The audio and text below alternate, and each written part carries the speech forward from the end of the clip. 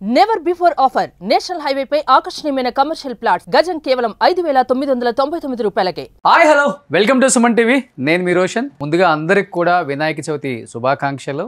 And ఈ మధ్య కాలంలో ఒక వీడియో బాగా ట్రెండ్ అవుతుంది అనమాట. యూట్యూబ్లో కావచ్చు, ప్రతి ఆర్టికల్స్లో కూడా ఆయన గురించే రాయటం జరిగింది. ఎందుకంటే సరికొత్త పద్ధతిలో సరికొత్త టెక్నాలజీతో పిల్లలకి సైన్స్ పాఠాలు చెప్పడంలో ఆయన దిట్ట. ఇంటర్నల్ ఆర్గాన్స్ ఏంటో నేర్చుకుంటున్నాం. అందుకనే నేను వాళ్ళు ఈ డ్రెస్ వేసుకొని వచ్చింది.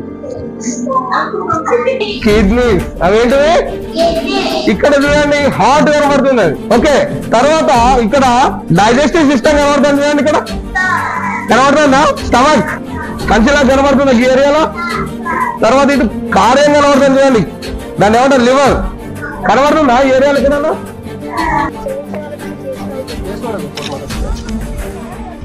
హ్యూమన్ బాడీకి సంబంధించిన ఆర్గాన్స్ అన్నీ కూడా ఎలా పనిచేస్తాయి, పిల్లలకి అర్థమయ్యేలా గవర్నమెంట్ స్కూల్లో కూడా ఇలా చెప్తే బాగుంటుందని ఒక కొత్త కాన్సెప్ట్తో పిల్లల మెదడుకి ఓవర్ స్ట్రెస్ కాకుండా చాలా ఈజీగా అర్థమయ్యే విధంగా ఒక మంచి సరికొత్త టెక్నాలజీతో, అంటే టెక్నాలజీ అనే చెప్పుకోవాలి, అంత మంచి టెక్నాలజీతో గవర్నమెంట్ స్కూల్స్లో నిజంగా ఆయన చేయటం చాలా చాలా గ్రేట్ అనిపించింది.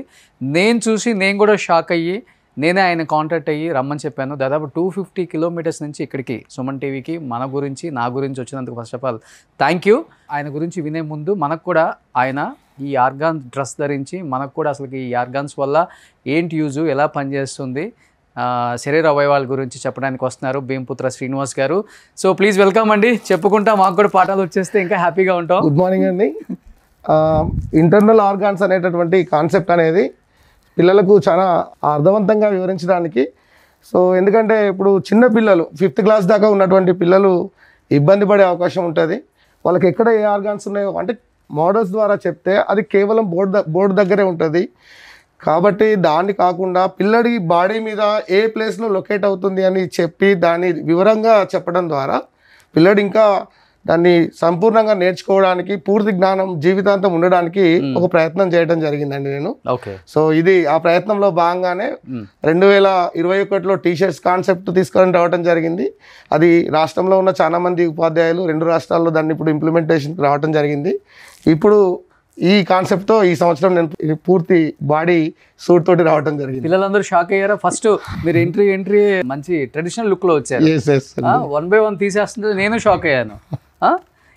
ఎలా వచ్చింది ఈ ఐడియా? ఇలా కాన్సెప్ట్ పిల్లలకి పాఠాలు చెప్పాలి, సైన్స్ ఈజీగా అర్థం చేసుకోగలరు, ఎస్పెషల్లీ పిల్లలు ఈ ఏజ్ లో కూడా. ఈ వినాయక చవితి నాకు స్ఫూర్తి. ఓకే, ఎందుకంటే నేను చిన్నప్పుడు వినాయక చవితికి అటెండ్ అయినప్పుడు చాలా మంది టీషర్ట్స్ మీద బొమ్మలతో వచ్చేవాళ్ళు. ఓకే, చిన్నప్పుడు ఏంటంటే వైట్ షర్ట్ మీద చిరంజీవి బొమ్మలతోటి ఇస్త్రీ చేసేవాళ్ళు. అదే కాన్సెప్ట్ ఇది వాళ్ళ టీషర్ట్స్ మీద బొమ్మలు వేస్తా ఉన్నారు. రాజకీయ నాయకులు కూడా వాళ్ళ బొమ్మలతోటి ఇది వేస్తున్నారు. నేను ఈ క్లాస్ రూమ్ కోసం ఎందుకు వాడుకోకూడదు, నా పిల్లల కోసం ఏమైనా యూజ్ అవుతుందా అని ఆలోచిస్తే ఈ కాన్సెప్ట్ అనేది రెడీ కావటం జరిగింది. ఇలా ఈ కాన్సెప్ట్ అనమాట వినాయక చవితికి.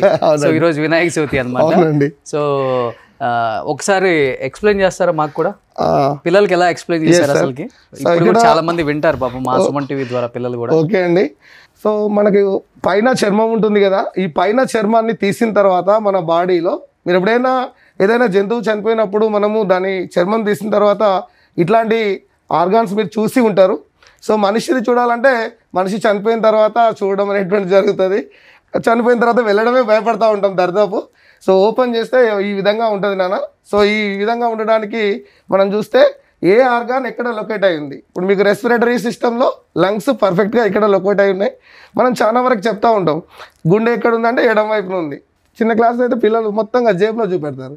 సో అట్లా కాకుండా లంగ్స్కి మధ్యలో ఈ ప్లేస్లో హార్ట్ ఉంది, రెండింటి మధ్యలో అని. ఓకే, ఆ తర్వాత డైజెస్టివ్ సిస్టంలో ఇక్కడ స్టమక్ తర్వాత next small intestines, large intestines, తర్వాత ఆనెస్ ద్వారా బయటకు వెళ్ళడం జరుగుతుంది. అట్లాగే నెక్స్ట్ బోన్స్ కనబడతా ఉన్నాయి మనకి. ఇక్కడ స్కల్, తర్వాత ఇక్కడ మనకు ఈ వెన్నెముక, తర్వాత పెల్విక్ బోన్స్, తర్వాత మజిల్స్ ఎట్లా మూవ్ అవుతా ఉన్నాయి, ఇవన్నీ కూడా మనం చెప్పడానికి వీలవుతుంది. ఈ లొకేషన్స్తో పాటుగా వాటి వర్కింగ్ క్లాస్ రూమ్ ట్రాన్సాక్షన్లో ఏమవుతుందంటే వాటి యొక్క పని ఎట్లా పనిచేస్తాయి, ఆ పని విధానం ఎట్లా ఉంటుంది అనేది చెప్పడానికి ఈ కాన్సెప్ట్ నాకు చాలా యూజ్ అవుతుంది.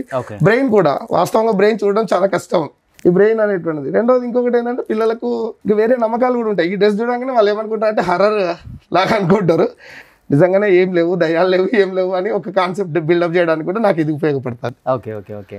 సో ఇప్పుడు మీరు కిడ్నీస్ గురించి చెప్పారు, పిల్లలకి అంటే ఈజీగా అర్థమయ్యేది. ఇంకోటి lungs, heart, digestive system, large intestine, digestive system ఒకటి, అండ్ మెయిన్ వచ్చేసి మజిల్స్ అండ్ దెన్ తర్వాత బోన్స్, కండరాల పనితీరు కూడా ఎలా ఉంటుంది. అవును అంతే కదా. అవును, కండరాల పనితీరు. తర్వాత నెక్స్ట్ స్కల్ ఎట్లా ఉంటుంది, స్కల్ లోపల ఏం ఇంటర్నల్ ఆర్గాన్స్ ఉన్నాయి, స్కల్ ఓపెన్ చేస్తే నిటారుగా ఉండడానికి ఏది ఉపయోగపడుతుంది, ఇవన్నీ కూడా చెప్పడానికి వీలవుతుంది. ఓకే. సో ఇంకొకటి వచ్చేసరికి ఇక్కడ మనకి తర్వాత పెల్విక్ బోన్స్, ఈ ఏరియాలో జనరల్ గా పెల్విక్ బోన్స్ ఉండటం జరుగుతుంది, పెద్దగా ఉంటాయి బోన్స్. అవును. అండ్ దెన్ దాని కింద మనము ఈ కాలు మూవ్ చేసినప్పుడు ఇక్కడ బోన్ లోపల ఇంటర్నల్ గా యాక్చువల్లీ మజిల్ కు అంటుకొని ఉంటుంది. ఇట్లా మూవ్ చేసినప్పుడు ఏమవుతుంది అంటే ఇది ఈ ఎముక మూవ్ కావాలంటే ఖచ్చితంగా మజిల్ మూవ్ కావాలనేటువంటిది పిల్లడికి అర్థమయ్యే విధంగా చెప్పడానికి వీలవుతుంది. Okay okay. ఈ కాన్సెప్ట్ మీ మైండ్ లోకి వచ్చేసింది.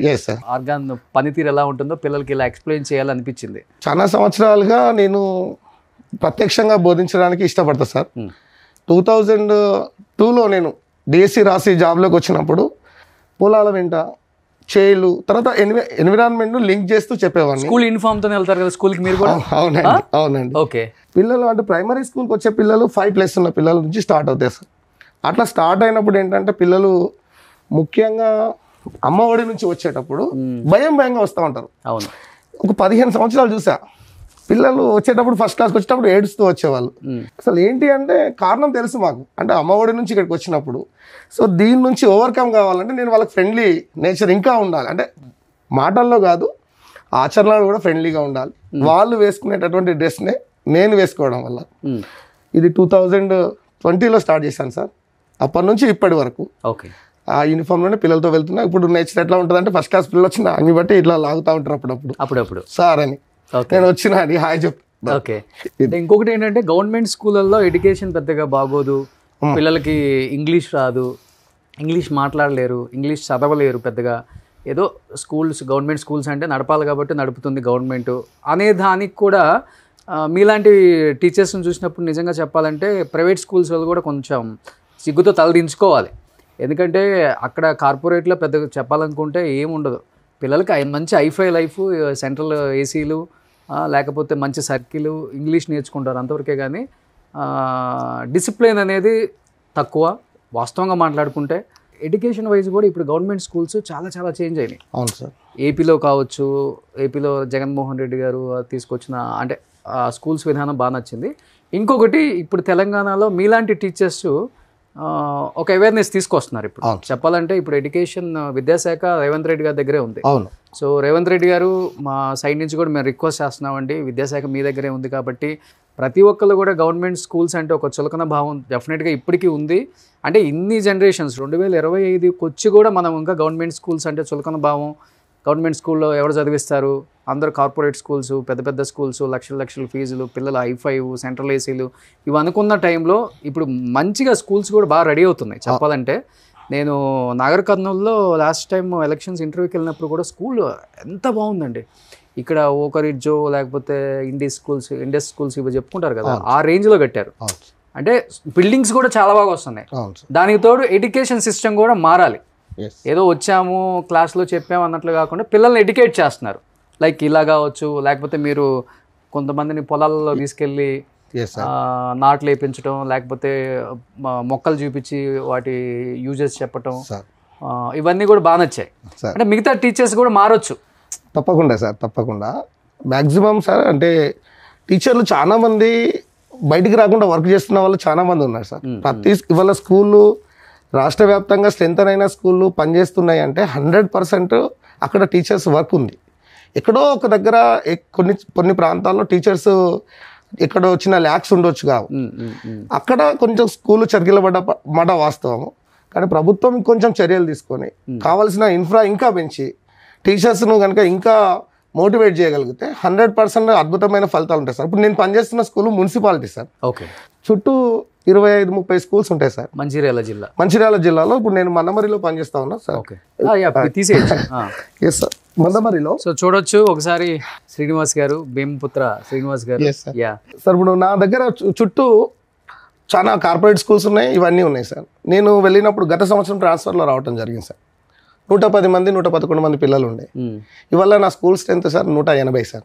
ఓకే, 180 అంటే ఏకంగా 60 మంది 50-60 మంది మధ్యలో పెరిగారు. వాళ్ళల్లో బాగా పొలాలుండి 100 ఎకరాలు 50 ఎకరాలు ఉన్న వాళ్ళ పిల్లలు కూడా వస్తున్నారు ఇప్పుడు.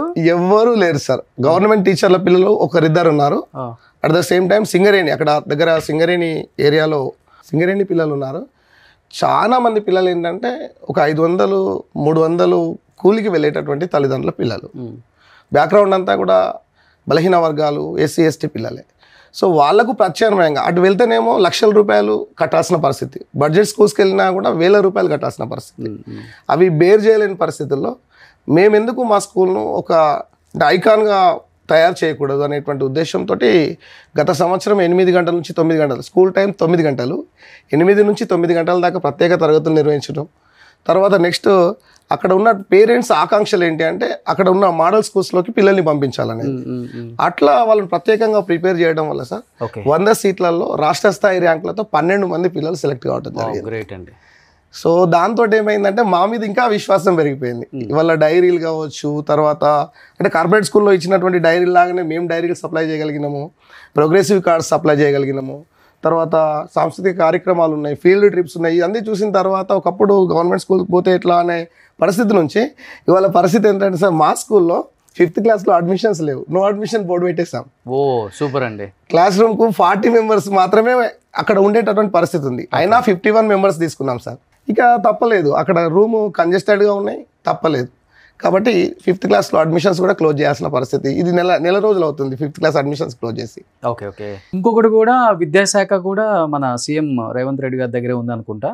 ఏమన్నా విద్యాశాఖలో మార్పులు రావటం కానీ, లేకపోతే ఆయన ఇలా వెళ్ళండి, ఇంకా ఇలా వెళ్ళండి, పిల్లల్ని ఎడ్యుకేట్ చేయండి, సో గవర్నమెంట్ స్కూల్లో జాయిన్ అవ్వాలి, ఇక్కడ కూడా ఎడ్యుకేషన్ బాగుంటుంది, ఇలాంటి పిలుపును కూడా ఇవ్వండి, ఇలాంటివన్నీ ఏమన్నా జరుగుతున్నాయి సార్. అంటే బాత్రూమ్స్ కావచ్చు, ఫుడ్ కావచ్చు, ఫిజికల్ ఎన్విరాన్మెంట్ చాలా మార్పులు వచ్చినాయి సార్. గతంలో నేను ఉద్యోగంలోకి వచ్చినప్పుడు సార్, ఒక పూట అంటే రాత్రిపూట పశువులు పంటే ఇదే టీచర్స్ మేము మా పర్సనల్ ఎక్స్పీరియన్స్ అంటే ప్యాంట్లు ఇక్కడ దాకా లేపుకొని వాటిని వాటర్ తోటి కడిగిన సందర్భం సార్. ఒక బోర్వెల్ కూడా లేకపోతే పక్క నుంచి తీసుకొచ్చిన సందర్భం. నేను ఒక 12 సంవత్సరాల క్రితం నార్వేపేట్ స్కూల్లో పనిచేశాను. చాలా అంటే ఎక్స్పీరియన్స్ ఏంటంటే వాష్రూమ్స్ ఆడపిల్లలకు లేవు, మగపిల్లలకు లేవు. 8వ తరగతి దాకా బడి, అటు బయటికి వెళ్ళాల్సిన పరిస్థితి. అట్లాంటి పరిస్థితుల్లో ఇవి లేవు. ఇప్పుడు దరిదాపు అన్ని రకాల సౌకర్యాలు అయితే ఉన్నాయి. ఎక్కడో ఒక్కడ ఉండొచ్చు కాక, కానీ రేవంత్ గారు వచ్చిన తర్వాత చాలా వరకు చేంజెస్ రావడం జరిగింది సార్. అంటే ఫిజికల్ ఇవ్వడం జరుగుతుంది, ఇంకా పెంచాల్సిన అవసరం ఉంది సార్. ఇప్పుడు నా దగ్గర 4 రూమ్స్ 4 వరండాసే ఉన్నాయి సార్. ఒకవేళ నాకు క్లాస్ రూమ్స్ పెరిగి టీచర్స్ సంఖ్య పెరిగితే నేను తప్పకుండా ఇంకా ఆ మందమరి టౌన్లోనే బెస్ట్ ఆఫ్ ద స్కూల్గా మేము నిలబెట్టడానికి ప్రయత్నం చేద్దాం అనేటువంటి మా ఇంటెన్షన్. నాతో పనిచేస్తున్నటువంటి ఇంకా మిగిలినటువంటి 4 టీచర్లు కూడా డెడికేటెడ్గా వర్క్ చేస్తూ ఉన్నారు. మొన్న కూడా ఉస్మానియా యూనివర్సిటీకి సంబంధించి రేవంత్ గారు మాట్లాడడం చూసారా? అవును సార్. డిసెంబర్కి నేను ఒక మంచి అమౌంట్ మంజూరు చేస్తాను, శంకుస్థాపన చేసి పిల్లల దగ్గరికి నేనే వస్తాను, పోలీసులు ఎవ్వరూ కూడా ఎంటర్ అవ్వకూడదు లోపలికి, క్యాంపస్లోకి నేను ఒక్కడనే వస్తాను, నా తమ్ముళ్ళు నా చెల్లెళ్ళు అని చాలా ఎమోషనల్గా ఒక స్పీచ్ అనేది పిల్లల హృదయాల్ని బాగా టచ్ చేసింది. అవును సార్, మంచి నిర్ణయం సార్, అది చాలా మంచి నిర్ణయం. ఎందుకంటే గత 10 ఏళ్ళుగా పాఠశాలలన్నీ కూడా ఇబ్బందికరమైన వాతావరణంలో ఉన్నాయి సార్. ప్రమోషన్స్ కానీ ఏవీ లేవు, టీచర్స్ ఎంకరేజ్మెంట్ లేదు, ఎట్ ద సేమ్ టైం పిల్లలకు సంబంధించింది కూడా లేదు. హరీబరీగా ఏదో ప్రోగ్రామ్ స్టార్ట్ చేసినట్టు బిల్లులు చెల్లించకపోవడం, ఇట్లాంటి చాలా ఇబ్బంది పడే పరిస్థితుల్లో. రెండవది, మా దగ్గరకు వస్తున్నటువంటి పిల్లలు వాడు కిరాయికి ఉండి 300-400 అడ్డ మీద కూలీలు ఆ రోజు కూలికి వెళ్తారు. కూలికి వెళ్తే కూడా కూలీ దొరకని పరిస్థితులలో మళ్ళీ ఇంటికి రిటర్న్ వస్తున్న క్రమంలో ప్రభుత్వ పాఠశాల తప్ప వాళ్ళకి ప్రత్యామ్నాయం ఏం లేదు. మేము చదువుకున్నారు, నేను ప్రభుత్వ పాఠశాలలో చదువుకున్నా, నేను ఫస్ట్ జనరేషన్ పిల్లల్నే. ఇవాళ వస్తున్న పిల్లలు కూడా ప్రభుత్వ పాఠశాలకు ఫస్ట్ జనరేషన్ పిల్లలే. కాబట్టి ఈ చదువు కనుక లేకపోతే ఇవాళ నా పరిస్థితి అంటే నేను మళ్ళీ కూలికి వెళ్ళాల్సిన పరిస్థితి. కానీ ఆ చదువు నన్ను మార్చింది. కాబట్టి ఈ చదువు ఒక్కటే తలరాతలు మారుస్తుంది అనేటువంటి గవర్నమెంట్ స్కూళ్ళలో చదువుకున్నాను. అవును సార్, నేను 10వ తరగతి దాకా ప్రభుత్వ పాఠశాల చదువుకున్నా సార్. ఇంటర్మీడియట్ కూడా ప్రభుత్వ పాఠశాల సార్. నాది డిఎడ్ కూడా ప్రభుత్వ పాఠశాలనే సార్. ఆ రోజు మా నాన్నగారు 12వ తరగతిలో నన్ను బంద్ చేశారు. ఆయనకు వెళ్ళాక చిట్ట చివరికి నేను ఆ రోజు ఒక నిర్ణయం తీసుకున్నాను, నా స్కూలింగ్ ఆపొద్దు అంటిల్ మై డెత్. ఇప్పటికి కూడా నా ఎడ్యుకేషన్ నడుస్తుంది సార్. ఎప్పుడు పోస్టింగ్ ఎప్పుడు వచ్చింది మీకు? Posting 2002 sir. నా డిఎస్సి 2002లో ఎంపిక అయ్యాను. ఓకే. 2003లో నేను ఉద్యోగంలోకి రావడం జరిగింది, ప్రభుత్వ పాఠశాలకు ఉద్యోగంలోకి రావడం జరిగింది. ఓకే. సో ఇప్పుడు గవర్నమెంట్కి సంబంధించి ఎవరైనా అఫీషియల్స్ దగ్గర నుంచి ఇలా పిల్లల్ని ఎడ్యుకేట్ చేస్తున్నారు ఈయన గవర్నమెంట్ స్కూల్స్లో అని అప్రిషియేషన్ రావటం, లేకపోతే ఇలాంటివి ఏమైనా వచ్చాయా లేకపోతే ఇంకా? సాధారణంగా సార్ ఈ పని అనేది నిరంతరంగా అంటే ఒక సంతృప్తి కోసం, అంటే ఇప్పుడు మనం ఎంత చేసినా ఎలా ఉంటుందంటే గొప్ప కోసం చేస్తున్నారు, అవును సార్, ఏదన్నా ప్రమోషన్ కోసం చేస్తున్నారు, లేకపోతే గవర్నమెంట్ దృష్టిలో పట్టడానికి చేస్తున్నారా, ఇవన్నీ కామన్గా వస్తుంటాయి. అఫ్కోర్స్ ఇవన్నీ ఎవరు ఏది చేసినా ఇవన్నీ కామన్లే. కానీ మేధావి వర్గంలో చర్చ అనేది ఉంటాయి సార్. కానీ ఇది ఒక్కరోజు శ్రమ కాదు సార్. నిరంతరం శ్రమ పడితే, నిరంతరం ఆలోచన చేస్తేనే కొత్త ఆలోచనలు వస్తాయి. ఓకే. క్లాస్ రూమ్ ట్రాన్సాక్షన్లో ఉన్న టీచర్కు మాత్రమే కొత్త రకమైనటువంటి ఆలోచనలు వచ్చే అవకాశాలు ఉంటాయి. క్లాస్ రూమ్ ట్రాన్సాక్షన్ కనుక లేకపోతే ఏమవుతుంది అంటే అది వేరే రకంగా, అంటే అది కనీసం అంటే బెల్ అండ్ బిల్కే ఉండడం అవకాశం ఉంటుంది. సో ఇవాళ ఎవరిని నేను గొప్పగా చెప్పుకోవడం కోసం కాదు కానీ సార్, 2021లో నేను ఎప్పుడైతే టీషర్ట్ కాన్సెప్ట్ స్టార్ట్ చేశానో 18 రాష్ట్రాల్లో ఉన్న ఉపాధ్యాయులు చాలా మంది నాకు యూనివర్సిటీ ప్రొఫెసర్స్ కాడ నుంచి మెడికల్ కాలేజ్లో ఉండేటటువంటి అనాటమీ డిపార్ట్మెంట్ వాళ్ళు కూడా ఫోన్ చేసి మాకు రాని ఆలోచన మీకు ఎట్లా వచ్చిందని చెప్పేసి. నా చిన్నారు పిల్లలు వాళ్ళకి ఏదో ఒకటి చేయాలి అనే తపన నుంచి వచ్చింది సార్. దానికి ఏం లేదు, సింపుల్గా నేను చెప్పాను కదా సార్, ఓ ఇస్త్రీపేట మీద బొమ్మ వేసినటువంటిది అది మైండ్లో వచ్చింది. అది పెద్ద ఇన్నోవేషన్ కాకపోవచ్చు, కానీ నా 5th క్లాస్కి అది ఇన్నోవేషనే డెఫినెట్గా అది. సో కాబట్టి ఎవరేమనుకున్నా నా పిల్లలకు అది యూజ్ అవుతుంది. ఇంకా రాష్ట్రంలో ఉన్న చాలా మంది ఉపాధ్యాయులు ఇవాళ టీషర్ట్ కాన్సెప్ట్ను ఇంప్లిమెంట్ చేస్తున్నారు సార్, మన తెలంగాణ రాష్ట్రంలో కావచ్చు, ఇటు ఆంధ్రప్రదేశ్లో కావచ్చు. సో ఇవాళ ఇది వచ్చిన తర్వాత నిన్న కొంతమంది ఒకరిద్దరు అన్నారు కావచ్చు, కానీ మిగతా వాళ్ళు అయితే చాలా మంది ఫోన్ చేసి అన్నారా? ఎవరన్నా? చాలా మంది. కాదు మీరు ఫస్ట్ చెప్పిన వాళ్ళు అవును ఏమన్నారు అంటే ఫేస్బుక్ కోసం చేస్తున్నారు కావచ్చు, ఇట్లాంటి మాటలు వచ్చాయి. బట్ నేనేమంటా అంటే ఇవాళ నేను చేస్తున్నటువంటి బోధన ఉపకరణాలు ఇంకొక పిల్లడికో ఇంకొక ఉపాధ్యాయునికో ఇంటరాక్ట్ కావడానికి ఉపయోగపడతాయి. ఈనాడు, సాక్షి, ఏబిఎన్, ఆంధ్రజ్యోతి పేపర్, అంటే ఈ పేపర్ ఆ పేపర్లో ప్రతి పేపర్లో మీ ఆర్టికల్ చూసాను. అవును సార్. ఏం ఉపయోగం అంటే వాళ్ళకి ఏమొస్తుంది రాయాలి. సో ఒక అవేర్నెస్, పిల్లలకి చదువు చెప్పేది కూడా ప్రమోషన్ చేసుకోవడానికి అంటే కూడా మనం దాన్ని అనలేం. ఎందుకంటే ముందు ఇలా పిల్లల్ని ఎడ్యుకేట్ చేయాలన్న ఒక ఆలోచన రావడం కూడా గ్రేట్. యాక్చువల్గా ఈ డ్రెస్ ఎక్కడ మీరు హైదరాబాద్లో చేయించారా? లేదు సార్, నేను లోకల్లోనే మా టైలర్ దగ్గర మిత్రుడు సత్యం అని ఉంటాడు, ఎమరాల్డ్ టైలర్ అని, నాకు కొలతలు ఇచ్చి కుట్టించుకున్నాను సార్. ఇది T-shirt cloth sir, normal T-shirt cloth sir ఇది. సో కుట్టిన తర్వాత లోకల్లో సప్తగిరి ఆర్ట్స్ అని ప్రింట్ షాప్ ఉంటుంది సార్, గిఫ్ట్ మీద ప్రింట్స్ వేస్తారు. ఆ బ్రదర్ దగ్గర నుంచి నేను వెళ్ళి ఒక 15 days అట్లా ఈ డౌన్లోడ్ చేసుకొని నెట్లో నుంచి వెళ్ళి ఇవి చేసి ప్రింట్ వేయించిన తర్వాత మళ్ళీ క్లాస్ రూమ్లో మన లెసన్ రాగానే మళ్ళీ ఇది ఇంప్లిమెంట్ చేయడం జరిగింది. నెక్స్ట్ కాన్సెప్ట్ ఏంటి? ఇప్పుడు ఆల్రెడీ ఫుల్ హ్యూమన్ బాడీ అంతా అయిపోయింది. అండ్ ఇంకొకటి కూడా ఇక్కడ చూస్తే టోల్డ్ స్టోరీస్, మన హీరోల బుక్లో కూడా సుబ్బు ఆర్వి గారు రాసిన వాటిల్లో చెప్పాలంటే ఈయన చాలా మందిని చేశారు అప్పుడు ఇంటర్వ్యూస్.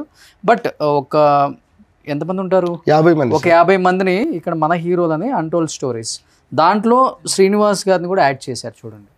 సో గొప్ప గొప్ప వాళ్ళందరూ ఉన్నారు ఇక్కడ. మీరు ఒకసారి చూస్తే వీళ్ళందరూ కూడా ఏదో వాళ్ళ ఉన్న ఆ జోన్లో డిఫరెంట్గా ఇన్నోవేటివ్గా చేశారు కాబట్టి వీళ్ళందరినీ ఈ బుక్లో చేర్చారు. అండ్ శ్రీనివాస్ గారు కూడా ఉన్నారనమాట. Page number 38. ఎస్, భీమపుత్ర శ్రీనివాస్, సమాజహితమే ఉపాధ్యాయుని అభిమతం. సో ఎక్సలెంట్గా రాశారండి. ఈ బుక్ నేను డెఫినెట్గా చదువుతాను. అండ్ దీంట్లో ఉన్న 49 మెంబర్స్ని కూడా నేను ఇంటర్వ్యూ చేస్తాను మళ్ళీ. సో ఈరోజు శ్రీనివాస్ గారు అయిపోయారు, ఇంకా 49 మెంబర్స్ ఉన్నారనమాట. వీళ్ళని కూడా నేను ఒకసారి మన సుమన్ టీవీకి తీసుకొస్తాను. అండ్ సమాజానికి చాలా ఉపయోగం వీళ్ళందరూ కూడా. వీళ్ళ దగ్గర నుంచి ఏదో ఒకటి నేర్చుకోవచ్చు మనం. అది జీవితంలో ఏదో ఒక రోజు ఉపయోగపడుతుంది డెఫినెట్గా. మనం అనుకుంటాం నాకు అన్నీ తెలుసు అని, కానీ మనకు తెలియాల్సినవి చాలా ఉన్నాయి సమాజంలో. సో తెలుసుకొని 10 మందికి చెప్పడంలో తప్పులేదు. ఇప్పుడు ఆయన ఈ కాన్సెప్ట్ అనేది ఎవరికైనా వచ్చిందా చెప్పండి? ఎన్ని స్కూల్స్ ఉన్నాయి మొత్తం తెలంగాణ ఆంధ్రాలో?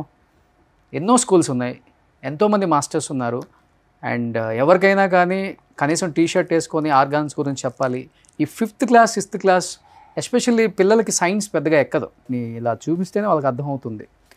ఎందుకంటే స్కిన్ అనేది కవర్ అయి ఉంటుంది, లోపల ఆర్గాన్స్ అనేది ఏ విధంగా పనిచేస్తాయి, ఆర్గాన్స్ యొక్క గొప్పతనం ఏంటి, లంగ్స్ గొప్పతనం, హార్ట్ గొప్పతనం, లివర్ గొప్పతనం అసలుకి. సో డైజెస్టివ్ సిస్టమ్ గొప్పతనం ఇవన్నీ తెలియదు.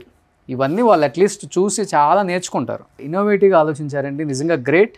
సో రేవంత్ గారు డెఫినెట్గా ఇలాంటి టీచర్స్ని మీరు బాగా ఎంకరేజ్ చేయండి. అట్ ది సేమ్ టైం తెలంగాణలో ఇంకా మిగతా స్కూల్స్లో కూడా పిల్లలకి అర్థమయ్యే విధంగా ఎలా చదువు చెప్పొచ్చు, వాళ్ళని ఎలా ఇంకా గొప్ప స్థాయికి తీసుకురావచ్చు అనే దాని మీద కూడా ఇంకా విద్యాశాఖ మీద ఎంత ఐడియాలజీ ఎప్పటికప్పుడు మారుతుంటేనే పిల్లల్లో కూడా ఆ మార్పు వస్తుంది. గ్రేట్ అండి. మీ పిల్లలు ఎక్కడ చదువుతున్నారు? మా 10th క్లాస్ దాకా మా పిల్లలు ఇద్దరు కూడా ప్రభుత్వ పాఠశాలలో చదివింది సార్. ఓకే. మా బాబు ఇప్పుడు ఈ సంవత్సరం నీట్లో MBBS సీట్ తీసుకుంటున్నాడు సార్.